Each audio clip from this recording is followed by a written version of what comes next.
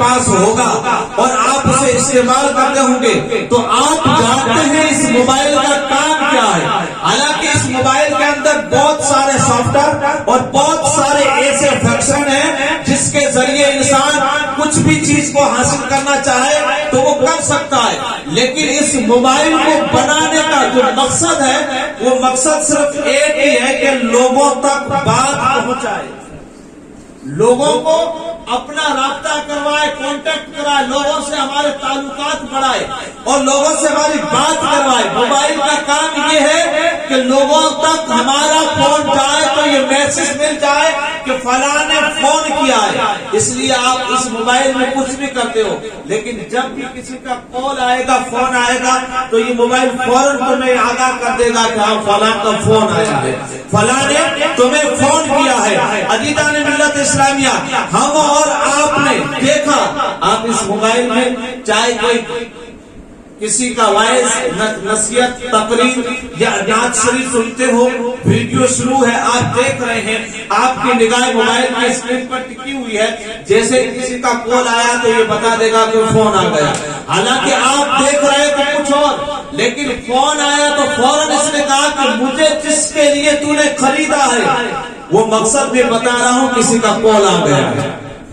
اگر آپ گیم کھیل رہے ہیں تو جیسے آپ گیم کھیلتے کھیلتے آپ کی نظر کسی نے کال کیا اور آپ کی نگاہ اسکرین پر پڑی یا رنگ آن ہے تو بتا دیا جائے گا کہ تمہارا کسی کو فون آ گیا. یعنی یہ فون اپنے بنانے کا مقصد تمہیں بتا رہا ہے کہ اللہ تبارک و تعالیٰ نے بندوں کو طاقت دی, اللہ نے انسان کو عقل سلیم دی, اللہ نے عقل دی, دماغ دیا, پاور دیا, تو اس نے ایسی ایسی چیزوں کو ایجاد کیا, وہ چیز بھی اپنا مقصد بتا رہی ہے. مثال کے طور پر آپ فون میں کسی بھی سافٹ ویئر کو یوز کرتے رہو, چاہے آپ یوٹیوب, گوگل یا کسی بھی چیز کو دیکھتے رہو یا ویڈیو دیکھتے رہو, جیسے ہی کسی کا کال آئے گا تمہیں آگاہ کر دیا جائے گا کہ تمہیں فلاں کا فون آیا, نام لکھا ہوا ہے تو نام آ جائے گا, نام نہیں ہے تو پھر نمبر آ جائیں گے, لیکن وہ اپنی ذمہ داری اور اپنے مقصد سے تمہیں آگاہ ضرور کرے گا کہ کسی کا فون آیا ہے, بات کر لے.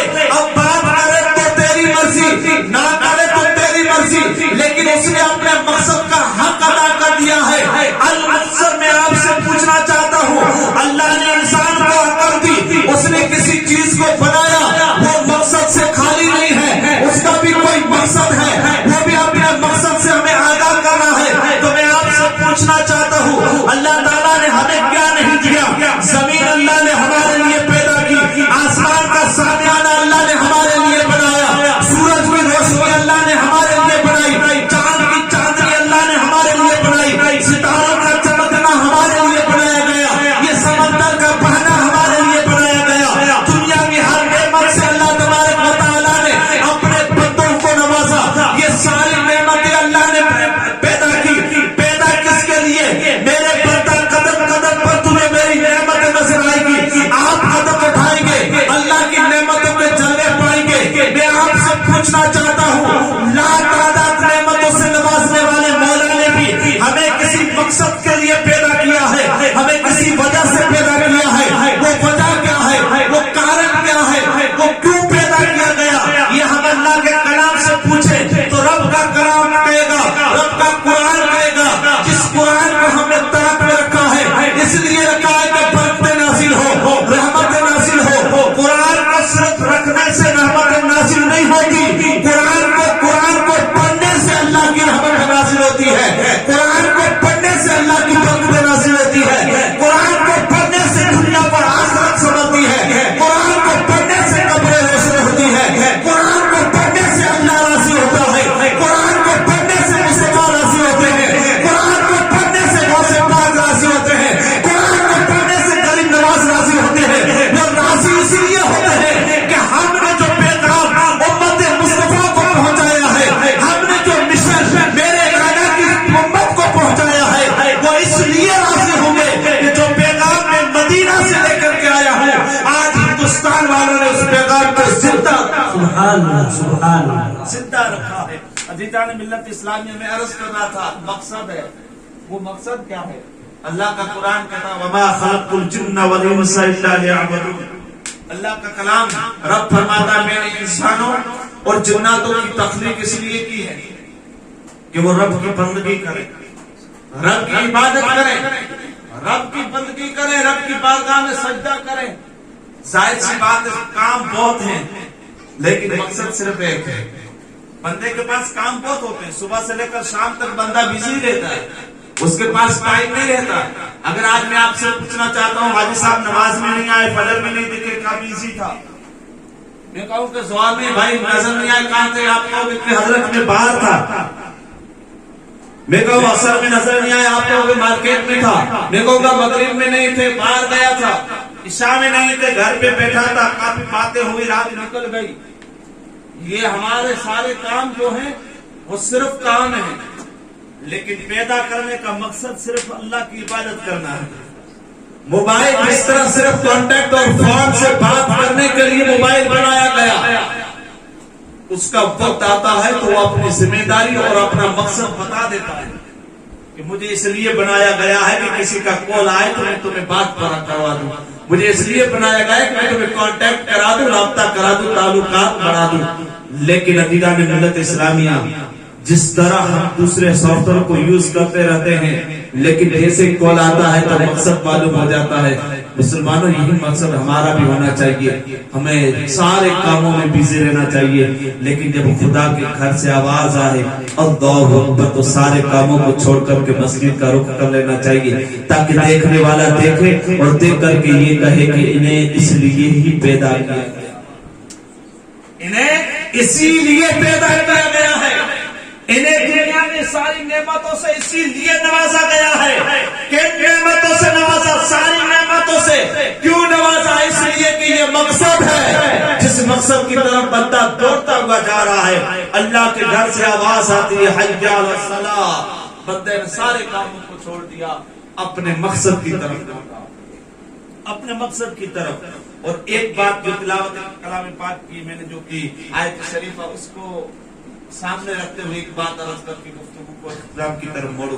عزیزان ملت اسلامیہ، آج ہم اور آپ ہر انسان کو دیکھا جائے، پوری آپ کو جہاں جہاں آپ کی نظر جاتی ہے نا، آپ نظر کو دوڑائیں، جہاں آپ کے کام سننے کی طاقت رکھتے ہیں وہاں تک کانوں کو پہنچائیں۔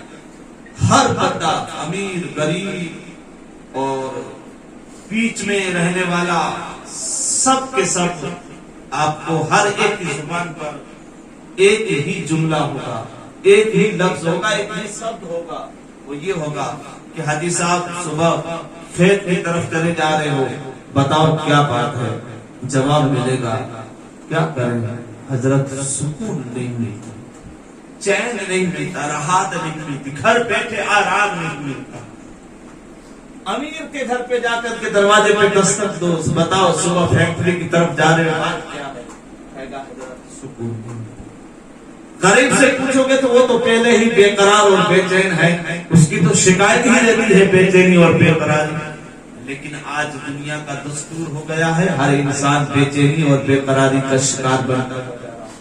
میں آپ سے پوچھنا چاہتا ہوں، جو قوم قرار پانے کے لیے پیدا ہوئی ہے وہ آج بے قرار کیوں نظر آتی ہے؟ جو قوم دوسروں کو قرار دینے کے لیے آئی ہے خود بے قرار ہوتی ہوئی نظر کیوں آ رہی ہے؟ جو قوم دوسروں کو چین دینے کے لیے آئی ہے وہ قوم بے چین کیوں نظر آتی ہے؟ جو قوم دوسروں کو آرام دینے کے لیے آ رہی ہے وہ قوم خود آرام کی تلاش میں کیوں ہے؟ عزیزان ملت اسلامیہ، جب بے چینی اور بے قراری کا نسخہ ہم نے تلاش کیا، دوائی تلاش کی، طرح طرح کی دوائیں تلاش کرتے ہیں۔ آپ مجھ سے زیادہ تجربے گار ہیں، آپ نے بہت دنیا دیکھی ہے اور آپ بہت بڑی عمر کے بھی ہیں۔ انسان بے چین رہتا ہے تب کہاں نہیں جاتا، کہاں نہیں جاتا؟ ایسا کون سا در ہے جس پہ وہ دستک نہیں؟ ہر جگہ پر ہم دستک دیتے۔ ہم نے سوچا اس بے چینی اور بے قراری کا نسخہ اور دوا، ہم نے کھیتی باڑی میں زیادہ وقت لگایا تاکہ سکون مل جائے، پورا موسم پہ نکل گیا، کام دھندا مکمل ہو گیا، لیکن سکون میسر نہیں ہوا۔ کسی نے دیکھا کہ جائیداد کسی کے طاقت ہے، میرے پاس پاور ہے، میں بھائیوں کے یا دوستوں کے یا عزیزوں کے یا رشتہ داروں کے یا پڑوسیوں کی زمین پر قبضہ کر لوں تاکہ سکون مل جائے. یہ بھی کر کے دیکھ لیا، سکون نہیں ملا. سوچا کیا کیا نہیں کیا. عزیزان ملت اسلامیہ، آج کے یووا اور ینگ اور نوجوانوں نے دیکھا کہ موبائل کو رات پوری گھما گھما کر کے رات گزار لیں تاکہ سکون مل جائے. آنکھ کھلی پھر وہی بے چینی اور بے قراری نظر آئی. لیکن رب کے کلام نے پیغام دیا.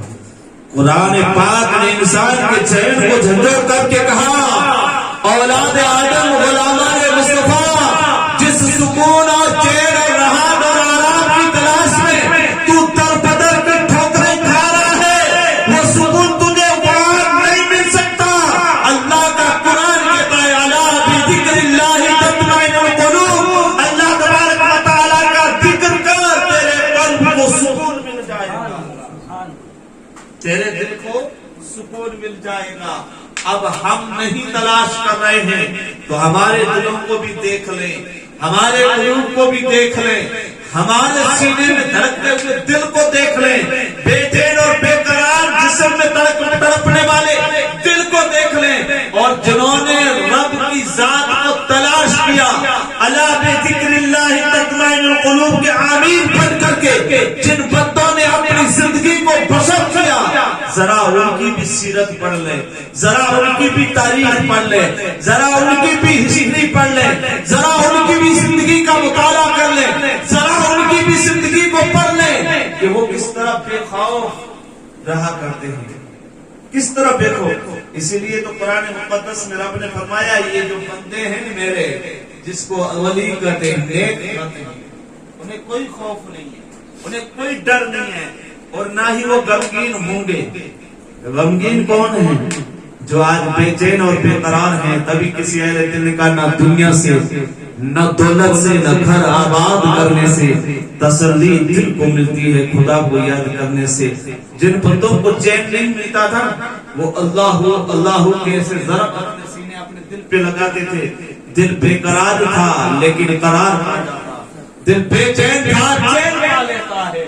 اگر دل کو آرام نہیں ہے اللہ کا ذکر کرتے آرام مل جاتا. وہ کسی سے نہیں ڈرتے. یہی عطا رسول ہند الولی غریب نواز خواجہ معین الدین چشتی اجمیری سنجری رحمۃ اللہ تعالی علیہ، جن کو میرے اور آپ کے نبی صلی اللہ تعالی علیہ وسلم نے ہمارے اور آپ کے لیے ملک ہندوستان میں بھیجا. میں آپ سے پوچھنا چاہتا ہوں، یہ اکیلے چلے تھے، اکیلے چلے تھے، چند خلفاء کے ساتھ میں، مریدین اور فقراء کے ساتھ میں آپ نے سفر ماندا تھا. میرے نبی نے فرمایا صلی اللہ تعالی علیہ وسلم نے کہ آپ ایسا کرو ہندوستان چلے جاؤ اور ہندوستان چلے جاؤ. میں آپ کو بتانا یہ چاہتا ہوں کہ ہم بے چین ہیں تو سب سے ڈرتے ہیں، اور جو بے قرار اور بے چین نہیں تھے اور جنہوں نے اللہ کے ذکر سے اپنے دلوں کو سکون دے رکھا تھا وہ کسی سے نہیں ڈرتے تھے. جب آپ سفر کرتے کرتے سندھ کی سرحدوں کو پار کر رہے تھے نا، تب کسی نے کہا تھا اے حسن کہاں چلے، اے غیاث الدین کے بیٹے معین الدین کہاں چلے؟ بھارت جا رہا ہوں، اجمیر شریف کی دھرتی پر قدم رکھنا ہے. اجمیر شریف بعد میں بنا، پہلے اجمیر تھا. شریف تو غریب نواز کے آنے کے بعد میں بنا. ہم عاشقوں کے نزدیک اجمیر کو اجمیر کہنا بھی ہم اچھا نہیں سمجھتے، اس لیے کہ وہ اجمیر شریف ہے. اللہ اکبر. عاشقوں کے نزدیک اجمیر کو اجمیر کہنا بھی صحیح نہیں ہے کیونکہ وہاں اجمیر شریف ہے. بہرحال میرے غریب نواز علیہ رحمان نے فرمایا کیوں کہہ رہے ہیں؟ کہا کہ وہاں لوگ رہتے ہیں، طاقتور ہیں، قوت والے ہیں، لڑاکو ہیں، جب کرنے کے ماہر ہیں، لڑائی کے میدان میں کسی کو آگے نہیں آنے دیتے. آپ کی چند خلفاء مریدین کے ساتھ میں آپ کا تو کچھ بھی نہیں آئے گا، ظاہر سی بات ہے چند لوگوں کے ساتھ میں. لیکن وہ کربلا کی تاریخ کو فراموش کر بیٹھے تھے جب حسین 72 کا لشکر لے کر کے چلے تھے، 22,000 کا مقابلہ کر کے آئے. اللہ اکبر کا بیٹا. لیکن یہ شرط ہے کہ ہمارے اور آپ کے سینے میں خدا کا خوف بھی ہو اور محبت مصطفیٰ بھی ہو اور جب نبی کی محبت آ جائے گی تو بے ساختہ پکار اٹھیں گے، غلامی غیر کی کرنا مظفر ناممکن ہے، شہنشاہی ہم کریں گے غلام مصطفیٰ بن کر۔ میرے غریب نواز نے جواب دیا تھا، لوگوں کیا کہنا چاہتے ہو؟ غریب نواز نے فرمایا کیا بتانا چاہتے ہو؟ مجھے اسی طرف گھر گھر دیکھ کر کے کیا ڈرانا چاہتے ہو؟ کیا کہنا، کیا کہنے کا مطلب کیا ہے؟ تو لوگوں نے کہا تھا کہ معین الدین ہوش کے نام تم لوگ چند مریدوں کے ساتھ جا کر کے آپ راجستھان میں فتح حاصل نہیں کر سکتے، اجمیر کی دھرتی آپ کے قدموں کے نیچے نہیں آ سکتی۔ میرے معین الدین نے جواب دیا تھا، اے لوگوں تم کیا بات کر رہے ہو؟ تمہیں تمہاری فوج پہ ناز ہے، تمہیں تمہارے بڑے بڑے ہتھیاروں پہ ناز ہے، تمہیں بڑی بڑی فوجوں پہ اور فوجوں کے کمانڈروں پہ ناز ہے، لیکن سنو مجھے نہ تو ناز فوج پہ ہے، نہ تو میرے فقیروں پہ ناز ہے، نہ تو میری طاقت پہ مجھے ناز ہے، مجھے تو بس ایک ہی ناز ہے کہ میں جا رہا ہوں، جس نے بھیجا ہے وہ مجھے فتح ضرور عطا کرے گا۔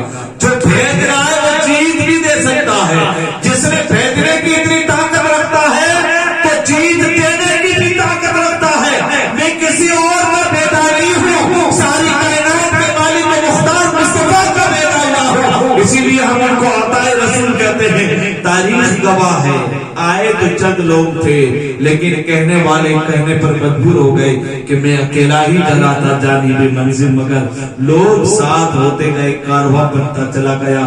مرد کلندر نے اپنی آخری آنکھ بند کی تھی، اس وقت 90 لاکھ کافر مسلمان بن چکے تھے، کافر 90 لاکھ اسلام میں داخل ہو چکے تھے، 90 لاکھ کا اسلام ہو چکے تھے، 90 لاکھ مصطفیٰ کی غلامی کا پٹا اپنے گلوں میں ڈال چکے تھے، 90 لاکھ مصطفیٰ کے دیوانے بن چکے تھے۔ جب حسن تھا ان کا جلوہ نما، انوار کا عالم کیا ہوگا، ہر کوئی فدا ہے بن دیکھے، دیدار کا عالم کیا ہوگا۔ میرے غریب نواز کی یہ شان ہے، تو ذرا بتاؤ بغداد کے دلہا وہاں سے پاک کی شان کیا ہوگی، وہاں سے اعظم کا یہ مقام ہے، مولا کائنات کا مقام کیا ہوگا، ابو بکر کا مرتبہ کیا ہوگا، عمر کی شان کیا ہوگی، عثمان غنی کا مقام کتنا بلند و بالا ہوگا، ارے جب دوسرے صحابہ کا یہ مقام ہے تو ابو بکر جو کام میں تھے تب بھی نبی کے ساتھ میں، اور آج مزار میں ہے تب بھی نبی کے ساتھ میں، مزار میں ہے تب بھی نبی کے ساتھ میں۔ یارو دوسروں کو زندہ سمجھتے ہو، ابو بکر کے بارے میں کیا خیال ہے جو حیات النبی کے پہلو میں سوئے ہوئے، میرے آقا کے پہلو میں سوئے ہوئے، آقا فرمائے قیامت کے دن میرے بعد ابو بکر اٹھے گا۔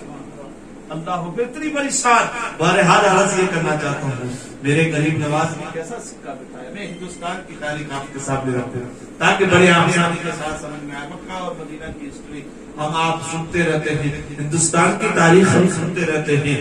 عزیزان ملت اسلامیہ، غریب نواز علیہ رحمہ کسی سے نہیں ڈرے، آئے لوگوں نے تانے کیے، لوگوں نے پابندیاں لگائی، لوگوں نے پانی پر پابندی، مٹی کے تیل پر پابندی، ہر چیز پر پابندی، ساروں کو دی جائے، مسلمانوں کو نہ دی جائے، لا الہ الا اللہ محمد رسول اللہ پڑھنے والوں کو نہ دی جائے۔ آج کے حالات کچھ بھی نہیں ہے، الحمدللہ ثم الحمدللہ رب العالمین۔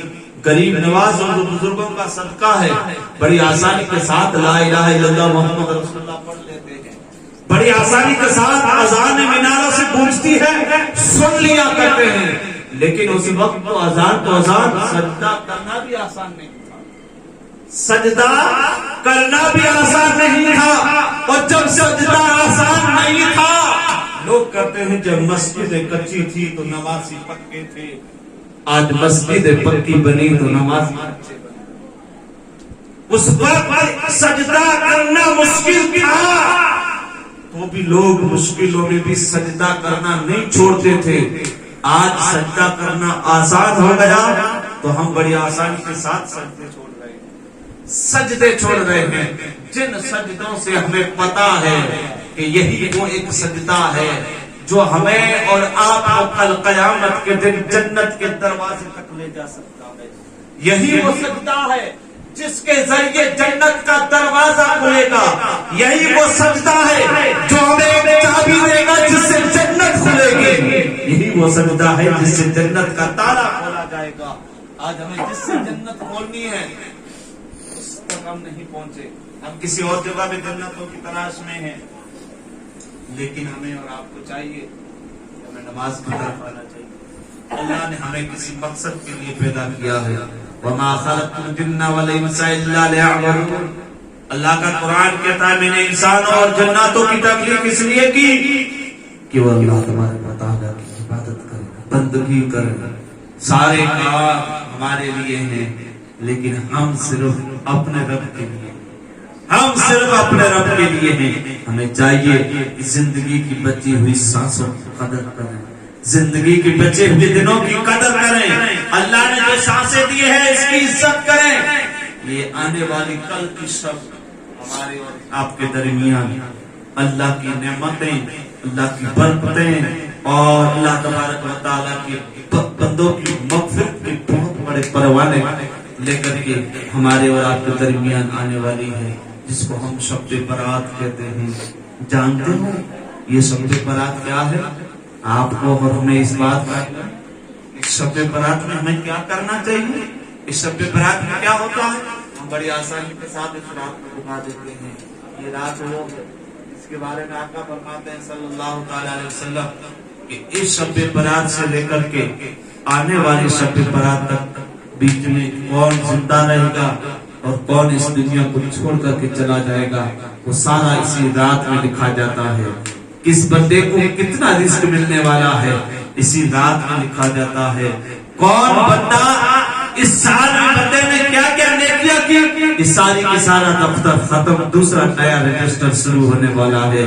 تو ہمیں اور آپ کو چاہیے کہ یہ کل آنے والا دن ہمارا اور آپ کے لیے اچھا دن ہونا چاہیے. اور اچھے دن میں ہمارے لیے بہتر یہ رہے گا کہ آنے والی شام میں شب برات ہے، استقبال ہوگا، ہم ویلکم کہیں گے، خوش آمدید کہیں گے، مرحبا کہیں گے. تو ہمارا اور آپ کا حال یہ ہونا چاہیے کہ جب ہمارے نامۂ اعمال بند ختم ہو، رجسٹر بند ہونے، کتاب بند ہونے، ایک سال کے اعمال بند ہونے سے پہلے ہمیں ایک اچھا کام کرنا شروع کر دیں کہ یہ کل آنے والی شام مغرب کے بعد رات شروع ہو جاتی ہے. ہماری تاریخ سورج غروب ہونے کے بعد میں شروع ہو جاتی ہے. تو جب وہ رات سورج غروب ہوتا رہے، اپنی منزل طے کرتا رہے اور ہم دسترخوان پر بیٹھ کر کے روزہ افطار کرتے رہے. یعنی روزے کی حالت ہے، روزہ افطار کر رہے تھے، دفتر بند ہوگا کس بات پر؟ رجسٹر بند ہوگا کس بات پر؟ نامۂ اعمال کا کھاتہ بند ہو رہا ہے، ایک سال کا نیا شروع ہو تب بھی افطاری اور ختم ہو تب بھی افطاری. یعنی ختم ہو رہا تب بھی روزے کی حالت میں اور جب شروع ہو رہا تب بھی روزے کی حالت میں. مجھے بتاؤ جب یہ شروعات اور یہ اینڈ ہوگا تو حال کیا ہوگا؟ حال کیا ہوگا؟ میرے آقا صلی اللہ تعالی علیہ وسلم فرماتے کہ اس رات میں اللہ کی رحمت، پروردگار عالم کی رحمت انتظار کرتی ہے کوئی بخشش مانگنے والا. ہم تو بس اسی بات میں ہیں کہ یار اتنے سال تک کچھ نہیں کیا، اب کریں گے تو کیا ہوگا. میرے دوستو، ہمارے گناہ اللہ کی رحمت سے زیادہ نہیں ہے؟ ہمارے گناہ زیادہ یا رب کی رحمت بڑی ہے؟ آپ کہیں گے رب کی رحمت بڑی ہے. تو یارو ہمیں مایوس نہیں ہونا چاہیے، اللہ کی رحمت سے ہمیں مایوس نہیں ہونا چاہیے. اللہ تبارک و تعالی رحیم ہے، کریم ہے، ستار ہے، غفار ہے. مانگو مانگ کر کے ہاتھ نیچے نہیں ہوں گے. سچے دل سے مانگو گے تو ساری زندگی کے گناہ معاف کر دیں. شرط یہ ہے ہم خلوص اخلاص کے ساتھ سچے دل سے کیے ہوئے برے کرتوتوں سے توبہ کرنے اور پھر عہد کرنے کے مولا آئندہ یہ کبھی نہیں ہوگا. اب تیرا بندہ جب بھی قدم اٹھائے گا تیری رضا کے لیے اور تیرے محبوب کی خوشی کے لیے اٹھائے گا. انشاءاللہ تعالیٰ امید ہے کہ ہمارے اور آپ کے ہاتھ نیچے نہیں ہوں گے. اللہ تعالیٰ ہماری دعاؤں کو اپنی بارگاہ میں مقبولیت کا درجہ عطا کر دے گا. میرے عزیز، شب برات میں ہمیں اور آپ کو پوری رات اللہ کی عبادت، اپنے مرحومین کی بخشش کی دعائیں دعا کرو اللہ نصیب کر دے. ابھی تو کافی ٹائم ہے, یوں سمجھو کئی وقت باقی ہے ہمارے, یہاں تو پل کی خبر نہیں. دعا کرو کہ نصیب ہو جائے, اور نصیب دعا اس لیے مانگو کہ نصیب ہو جائے, اور نصیب ہو تو پھر اس کا پورا فائدہ بھی اٹھائیں. ایسا نہیں کہ نصیب ہو گئی تو آپ گھر پہ سوئے رہیں, فائدہ مل جائے گا.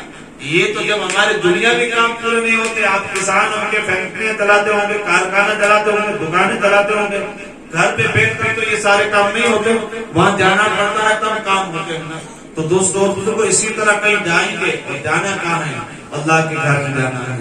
جانا کہاں ہے؟ اپنے گھر پر مسجد دور ہے تو مصلی بچھانا ہے. جانا کہاں ہے؟ اللہ کا قرآن پڑھا تھا, اتار کر کے رکھا, صاف کیا, صاف. پڑھنا نہیں آتا ہے, دیکھو, اور دیکھ کر کے اللہ کی بارگاہ میں کلام کو پیش کرو کہ میرے مولا مجھے پڑھنا نہیں آتا, لیکن جو بھی ہے حق ہے, مولا تیرا کلام ہے, میرے گناہوں کا نہ دیکھ, تیرے پاک کلام کے صدقے میں گناہ کو معاف کر دے.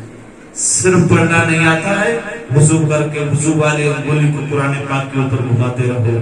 اس طرح قرآن پر کو دیکھو گے تو بھی ثواب ملے گا, اور اگر پڑھنا آتا ہے پڑھو گے تو سونے بھی ثواب ہے. عزیزان ملت اسلامیہ, قرآن پاک پڑھنے سے بڑا مشہور ہو گیا, بڑا مشہور ہو گیا. آپ نے علماء کی زبانی سے سنا ہوگا, بنی اسرائیل کا بچہ قرآن نہیں آیا تھا, قرآن تو ہمارے نبی پر نازل ہوا. یہ میرے آقا صلی اللہ تعالی علیہ وسلم کے سابقہ انبیاء کی امت کی بات کر رہا ہوں, جو پہلے گزر گیا پیغمبر اس کی بات کر رہا ہوں, پہلے گزر گئے نبی کی بات کر رہا ہوں. اس نبی کا امتی کا بچہ عورت حاملہ تھی, شوہر کا انتقال ہو گیا, لیکن مرتے وقت بندہ ایک جملہ کہہ کر کے گیا, جب بھی کوئی بچہ یا بچی پیدا ہو تو ہماری شریعت ضرور سکھا دے. کیا کہہ کر کے گیا؟ شریعت ضرور سکھا دینا, دین کی بات ضرور سکھانا. بی بی وفادار تھی, بچہ بولنے کے لائق ہوا, پکڑ کر کے کسی مولوی کے پاس گیا. اس وقت کے جو بھی استاد تھے, استاد کے دانوں میں بٹھا دیا.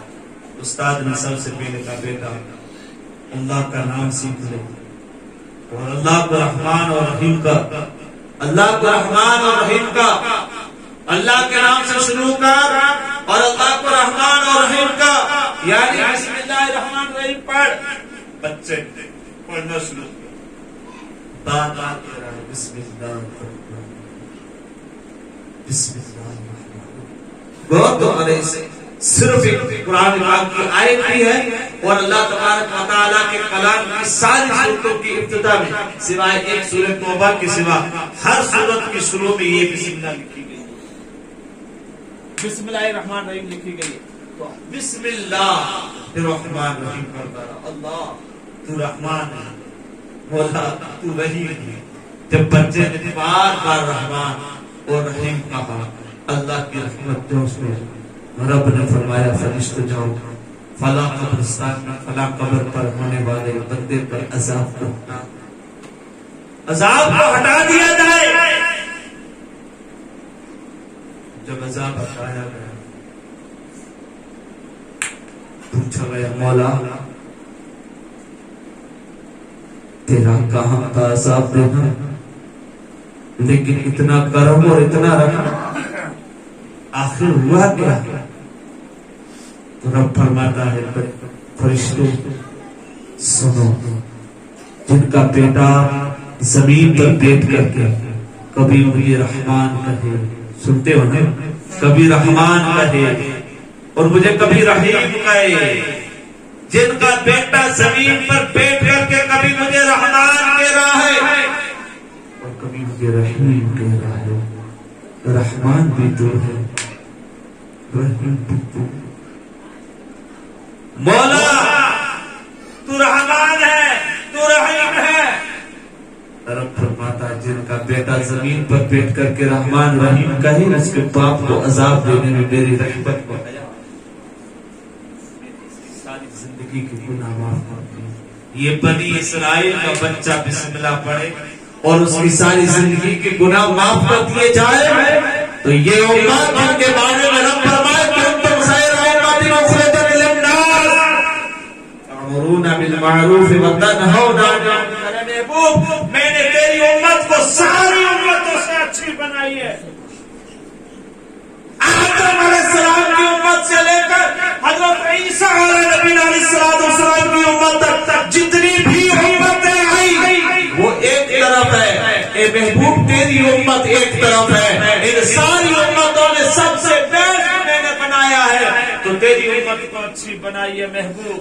جو امت اچھی ہو، جو امت بہتر ہو، جس کو رب کریم بیسٹ فرمائے، مجھے بتاؤ اس امت کا کوئی فرق اللہ تبارک و تعالیٰ کے کلام کو کھول کر کے پڑھے گا؟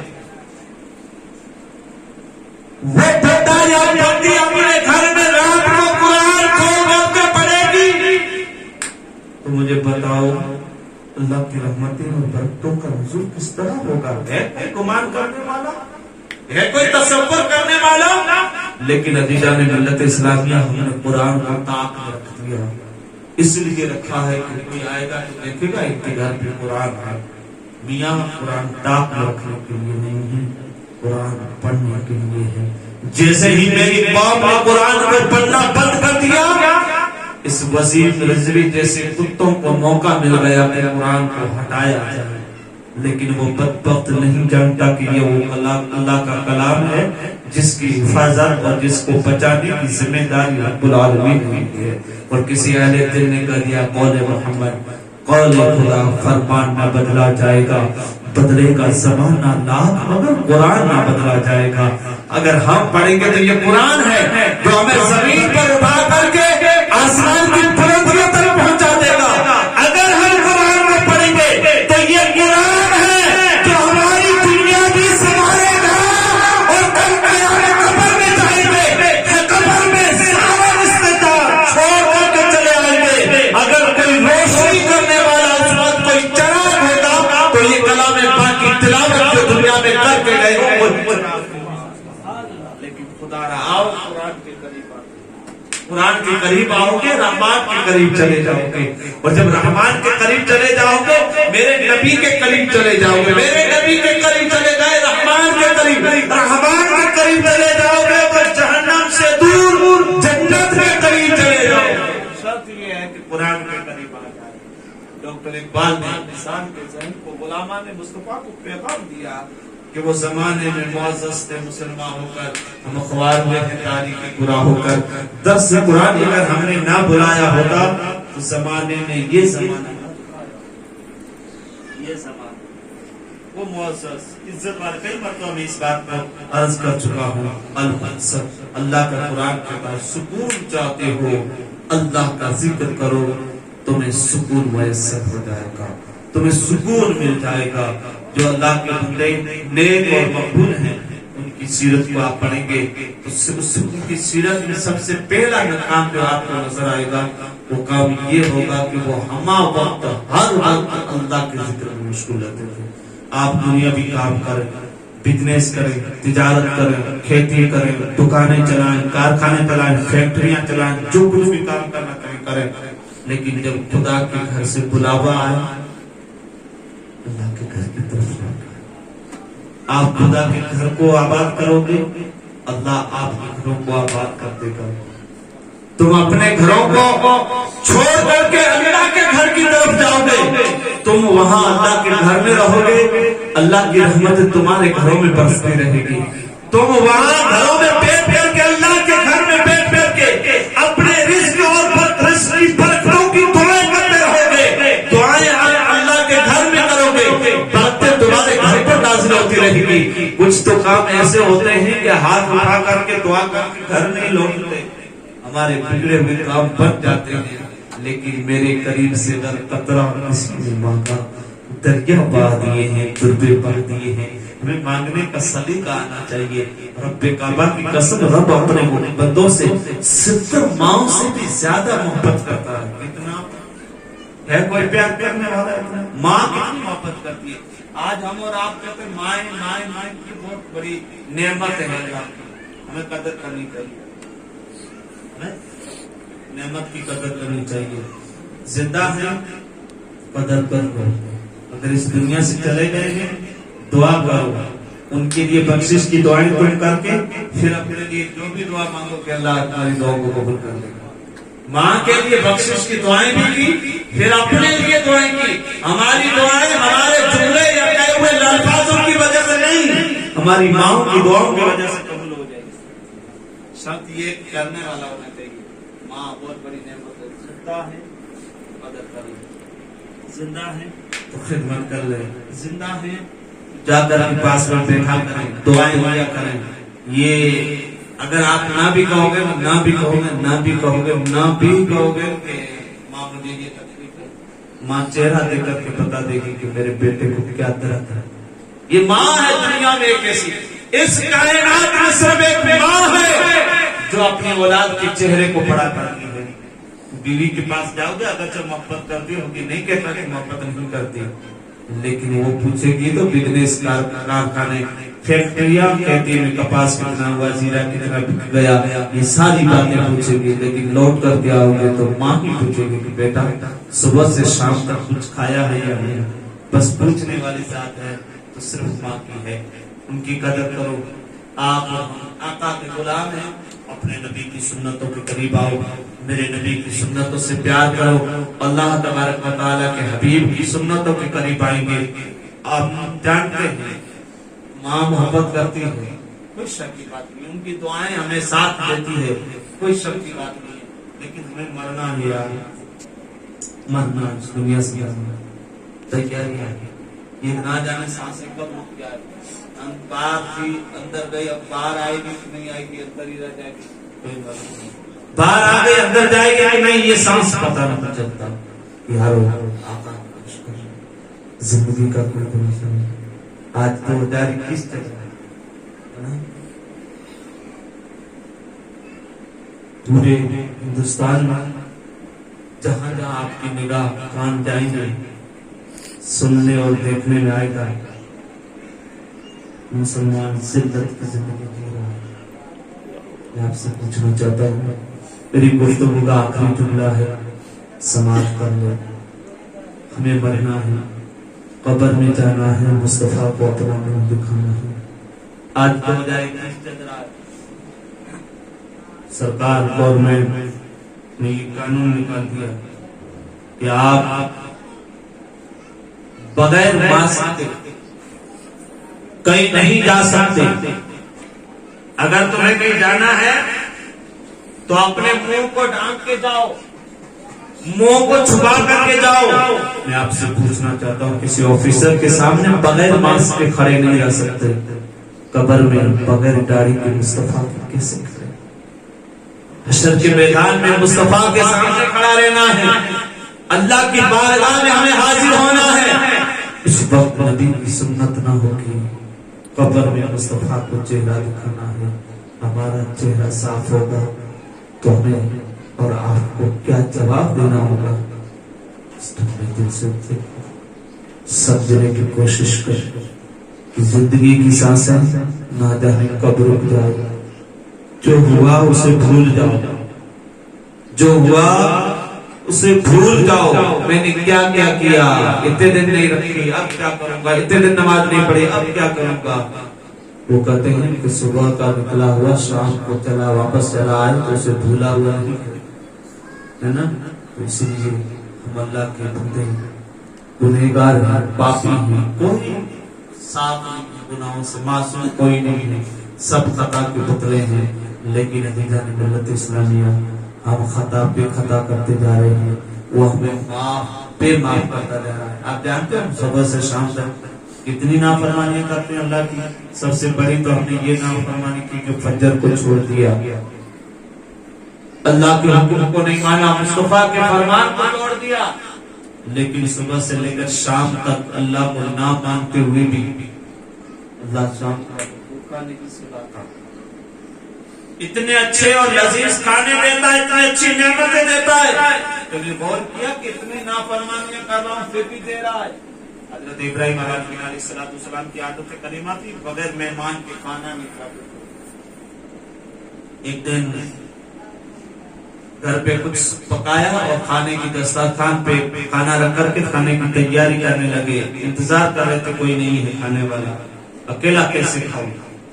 حضرت ابراہیم علیہ السلام کی عادت شریفہ تھی. اچانک دیکھا تو ایک شخص جا رہا ہے. کہا کہ بھائی بھوک لگی ہے؟ اس نے کہا ہاں. کھانا کھانا ہے؟ تو کہا کھانا. اس بندے نے ہاتھ دھوئے حضرت ابراہیم علیہ السلام کے سامنے کھانے کے لیے بیٹھ گیا. حضرت ابراہیم علیہ السلام نے فرمایا چل بھائی بسم اللہ الرحمن الرحیم پڑھ کر کے کھانا شروع کر. تو اس نے کہا کیا بولے؟ ختم کر رہا ہوں بات کو. اللہ کتنا کرم اور رحم کرتا ہے اپنے بندوں کو. بس نہیں دنیا دے کر کے بات میں قبول کر. حضرت ابراہیم علیہ السلام نے فرمایا بسم اللہ پڑھ کھانا شروع کر. اس نے کہا کیا بولے؟ کہا میرے اللہ کا نام لے پھر کھانا شروع کر. اس نے کہا میں تیرے اللہ کو نہیں مانتا, میں تیرے رب کو نہیں مانتا. تجھے کھانا کھلانا ہے تو کھلا, ورنہ یہ نہیں پڑھنے والا نہیں. اللہ کے پیغمبر تھے, غصہ آ گیا, نبی نے کہا کہ اٹھ نکل یہاں سے. جب تو میرے خدا کو نہیں مانتا تو میں تجھے کھانا نہیں. اس نے کہا دیکھو اندازہ لگاؤ ہم اپنے دین پر کتنے مقبول ہیں, ہمیں اور آپ کو اپنے دین پر تو کتنا کنٹرول ہونا چاہیے. وہ حالانکہ وہ کہہ رہا میں تیرے خدا کو نہیں مانتا, میں نہیں مانتا تیرے اللہ کو. کھانا نہیں کھلانا مت کھلا, نہیں کھانا چھوڑ دیا اور وہ چل پڑا. ہونا کیا چاہیے تھا؟ چلو ابراہیم کہہ رہے ہیں مان لیتا ہوں کھا لیتا ہوں, لیکن وہ کہہ رہا میں کچھ بھی کر سکتا ہوں لیکن تیرا دین نہیں پکڑ سکتا. چلا گیا.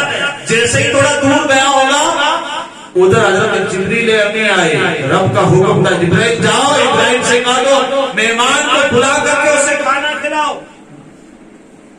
حضرت ابراہیم علیہ السلام نے پیغام ربی سنا, دوڑتے دوڑتے گئے. رکا کل کھانا کھا. آپ پہلے کھانے نہیں دیتا تو آپ بلا کر کھلا رہا. بات کیا؟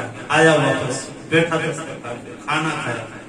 کھانا کھا کر جب اٹھا تھا تو اس نے پوچھا کہا کہ حضور بتایا تو صحیح, پہلے اٹھا دیا اور پھر بٹھا دیا, بات کیا؟ یہ تو مجھے بھی ٹھکا دیا. حضرت جبریل امین رب کی بارگاہ میں عرض میں مولا بات سمجھ میں نہیں آتا, تو تیری نافرمانی کرے اسے تو اتنی محبت سے کھلا رہا ہے, حکم دے رہا ہے, وجہ کیا ہے؟ اللہ تبارک و تعالیٰ کا پیغام لے کر کے جبریل حاضر ہوتے اور حضرت ابراہیم علیہ السلام سے ابراہیم رب فرماتا ہے اے ابراہیم اس بندے نے تو تیرے سامنے میری صرف ایک مرتبہ نافرمانی کی اور یہ رات دن میری نافرمانی کرتا ہے, پھر بھی میں اسے 3 مرتبہ دن میں کھلاتا ہوں. کتنے مرتبہ؟ 3 مرتبہ میں اسے کھانا کھلاتا ہوں. حضرت ابراہیم علیہ السلام نے جب یہ جملے اس بندے کو سنائے نا تو کہا اے بندے یہ کھانا میں نے اپنی مرضی سے نہیں کھلایا ہے, یہ کھانا میں نے اپنے رب کی مرضی سے تجھے کھلایا ہے. میرا رب میرا اللہ جس کو میں کہتا ہوں رحمان رحیم, جن کا نام لینے کے لیے میں نے تجھے بلایا اور تجھے کہا تھا وہ رب تجھ سے اتنی محبت کرتا ہے. بندے نے دیکھا واقعی میں نافرمانی کر رہا ہوں اور پھر بھی وہ میری سفارش کر کے میرے نام کا پیغام دے کر مجھے اتنا کھانا کھلا رہا ہے, تو ابراہیم نے آج میرے دین کو چھوڑ کر کے میں تیرے دین اور ایک رحمان کو ماننا شروع کر دیتا ہوں. تو اللہ اپنے بندوں سے اتنی محبت کرتا ہے, 70 ماؤں سے بھی زیادہ پیار کرتا ہے. نہ جانے اسے کون سی ادا پسند آ جائے, ہماری زندگی اور آخرت سنور جائے. وقت ہے آنے والی شب قدر میں مخصوص دعائیں آپ بھی کریں, اس فقیر کو بھی اپنی دعاؤں میں یاد رکھیں, اپنے مظلومین کے لیے بخشش کی دعائیں کریں. قبرستان قریب ہو تو قبرستان جا کر کے ان کے لیے دعائیں کریں, کیونکہ اسی رات کو آقا علیہ السلام جنت البقیع کے قبرستان میں جا کر ان کے لیے دعائیں بخشش اور شب برات کی رات, اسی رات میں آقا علیہ السلام जन्नतुल बकी में तशरीफ ले जाते और दुआएं फरमाते, तो हमें आका की सुन्नत पर भी अमल हो जाएगा और अपने मरूमीन के लिए बख्शिश की दुआएं भी हो जाएगी। अल्लाह फरमाता है अला बिज़िक्रिल्लाहि तत्मइनुल कुलूब, अल्लाह का जिक्र करो दिलों को सुकून मिल जाएगा। अल्लाह ताला अमल की तौफीक अता फरमाए। दौरान गुफ्तगू लफ्ज़ खताएं गलती होगी तो अपने फजल से माफ फरमाए। व आखिरु दवाना अनिल हम्दुलिल्लाहि रब्बिल आलमीन। अस्सलातु वस्सलाम।